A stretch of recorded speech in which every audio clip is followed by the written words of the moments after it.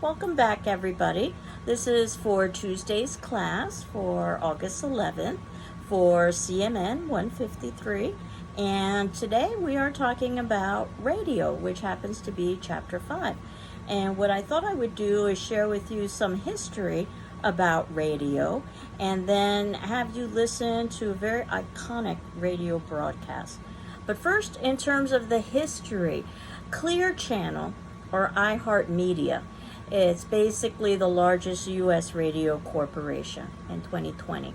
And they've been the largest for quite a while now, and they're responsible for drastic cuts to local stations. We've talked a little bit about the difficulties involved when you've got one major corporation that basically is responsible for a particular media. We've been seeing that in terms of the technology industry unfold in front of us. One of the things that I think is interesting about Clear Channel is that in 2014, they rebranded themselves and they called themselves iHeartMedia. One of the reasons why is because there were lots of negative perceptions about them being this corporate monolith taking over the radio industry. So by giving themselves a new name, they try to give themselves a new identity. This gets back to what we were talking about in terms of marketing. It's a technique that's been used by other organizations and corporations. If you happen to know the tobacco industry, they try to rebrand themselves by calling themselves Altria rather than Philip Morris because of some of the negative conceptions associated with Philip Morris. But in terms of the history of radio, it really begins in the 1920s. So we're working with the mass media that's approximately 100 years old or so. Prior to the radio, the precursor was the telegraph. In 1894, Marconi invented the wireless telegraphy, and that led to some of the innovations in radio in the 1900s. Starting in 1902, where the wireless telephone company was developed by someone named Forrest, and his claim to fame was developing vacuum tubes which would allow radio signals to be amplified over longer distances. In 1906 is when we get the first radio transmission, which has led to what we know of as broadcasting. And an interesting piece of trivia, perhaps, is that broadcasting is an agricultural term. And basically, it's for wide seed castings across a wide area, which is what basically broadcasting does.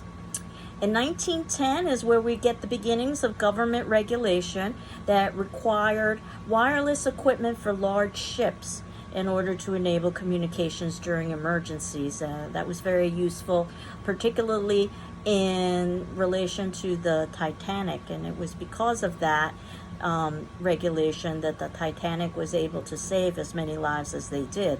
We usually think of the Titanic in terms of the lives lost, but if they didn't have that ability to communicate wirelessly, many more lives would have been lost.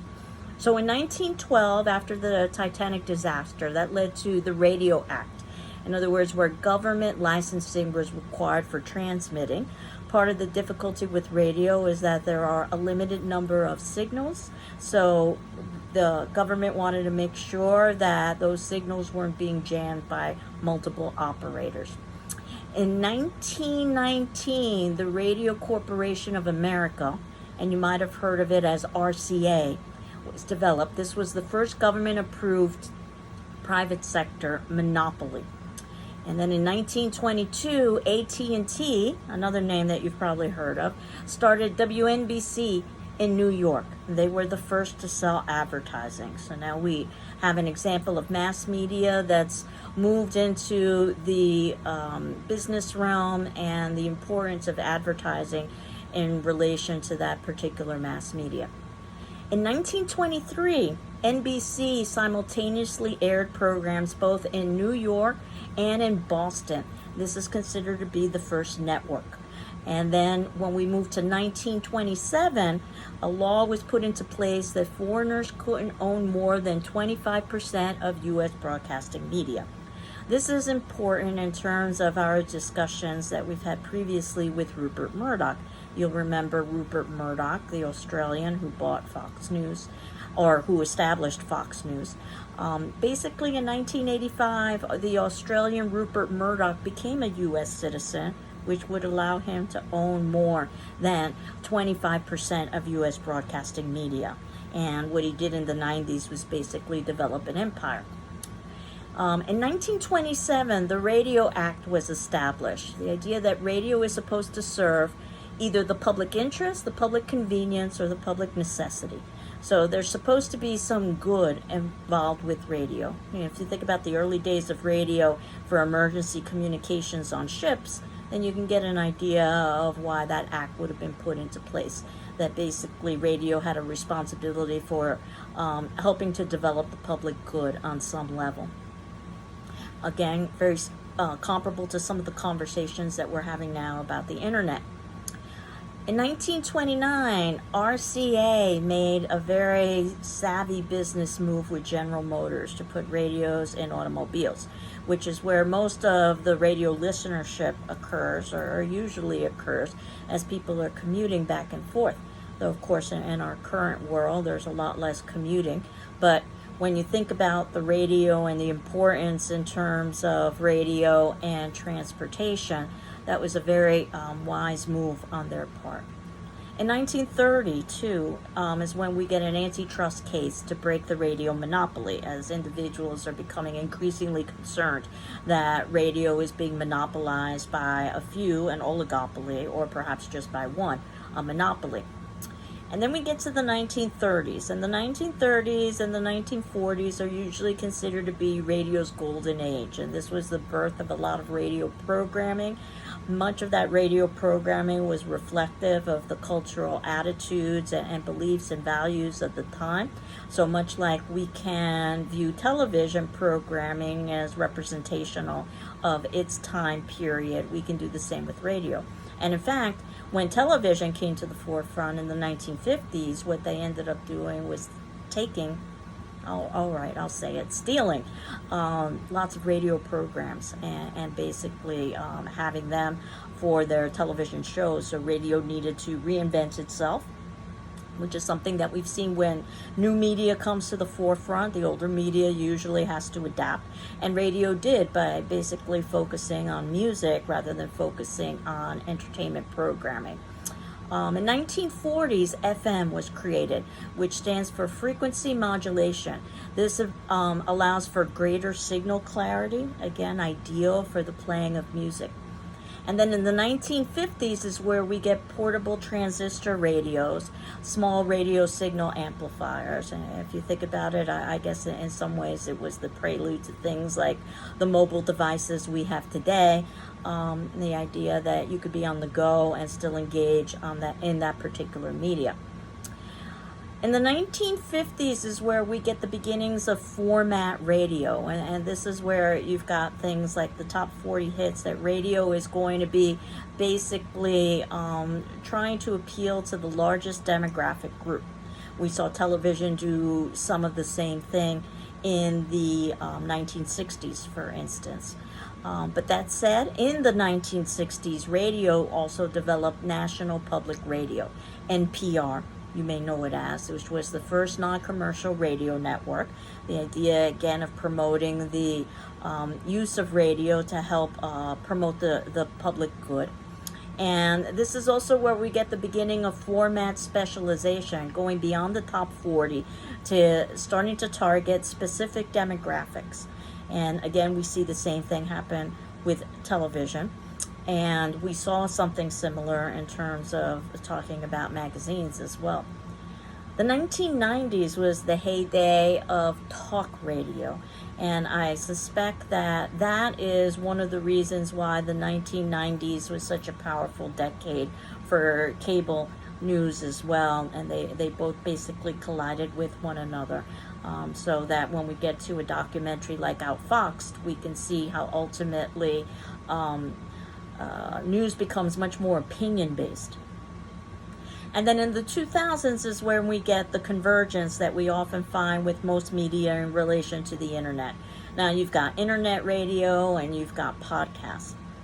But what I really wanted to focus on was the idea of the power of broadcast media. This is probably the first media that's able to broadcast to a large group of individuals, certainly in the same moment. And in 1938, Halloween Eve, actually, Orson Welles, who had a radio show in Mercury Theater, put on a radio adaptation of an H.G. Wells novel called War of the Worlds that happened to be about a Martian invasion. And it was done so well, and it mimicked the news broadcasts of the time so professionally that listeners were fooled and actually believed what was happening in this particular broadcast. Now, I've got a piece of a documentary for you to watch about this production of War of the Worlds, and even though Orson Welles maintains that he had no idea the kind of impact it would have, at least according to some of his fellow compatriots on that broadcast, he was well aware of what he did. He deliberately made sure that his aliens landed in a point in time where most people probably would have been channel surfing from one radio program to another, so they would have missed the early disclaimer that what they were watching was an adaptation and was a piece of fiction, so that basically they believed what they were hearing. And there are all kinds of reports of the hysteria that resulted because of it. Phone lines being jammed, individuals cramming the streets, people going to synagogues and churches, praying, trying to avoid the final days, even some reports of reported suicides. And while there has been some discussion that perhaps that has been exaggerated, there's a story that I heard from one of my own colleagues, actually my dean, Leo Huang, and he was talking about how one of his elementary school teachers, and she was quite older at that time, had actually, as a child, listened to that broadcast of War of the Worlds. And she told about her memories of that experience. Basically, she lived above the family business, which happened to be a grocery store. And she remembers as a little girl hearing the broadcast with her family and then running downstairs to the grocery store to eat as many bananas as she could. And the reason why is because bananas were her favorite food, and she wanted to have as much of them as she could before the Martians came and basically would either kill her or would enslave her. And that's what she envisioned in her little girl mind. But there were an equal number of adults who were making those visions as well. So much so that the New York Times the next day published a headline about the mass panic that ensued. And I've included a link for that for you to be able to see it. That said, we've oftentimes talked about how news reporting isn't necessarily accurate, and that oftentimes it tends to over-sensationalize things. So in retrospect, perhaps some exaggeration was going on from the New York Times, but not a lot of exaggeration going on from the New York Times. And again, the New York Times being seen as the newspaper of record for that particular time period. And if it occurs to you, how can an audience be so gullible?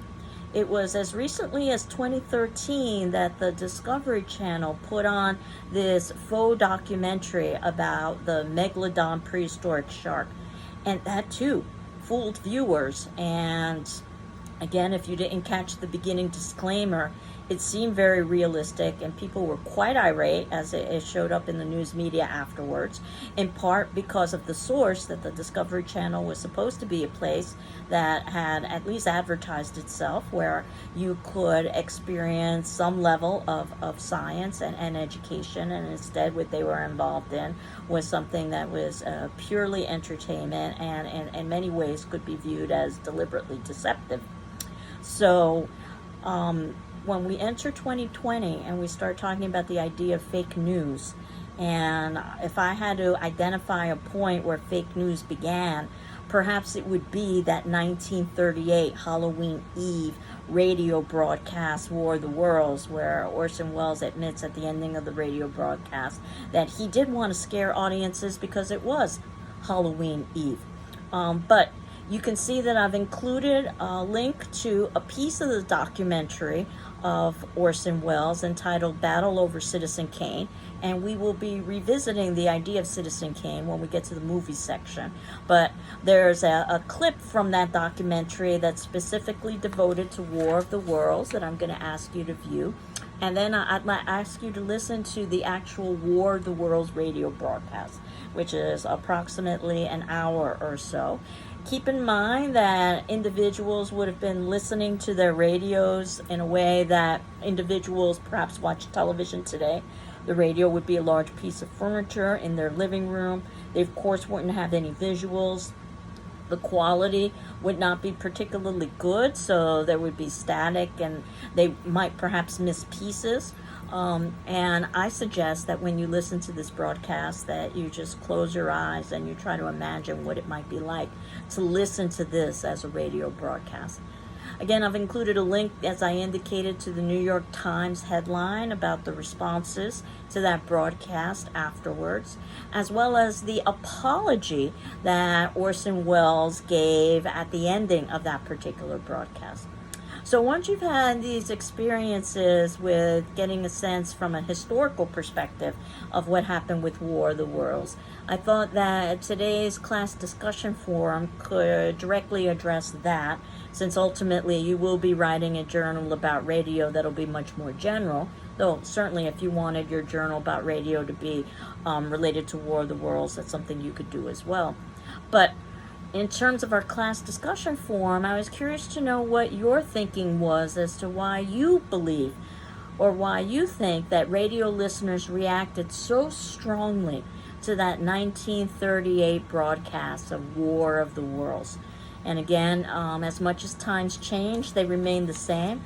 There are multiple instances where individuals have fallen for what we call fake news in our time period. And again, I use the 2013 documentary from the Discovery Channel, or the faux documentary from the Discovery Channel about the Megalodon prehistoric shark, as yet another instance of how individuals could be misled. So I hope you're well. I am well, and I look forward to hearing what you think about War of the Worlds. Enjoy it. Take care. Bye-bye.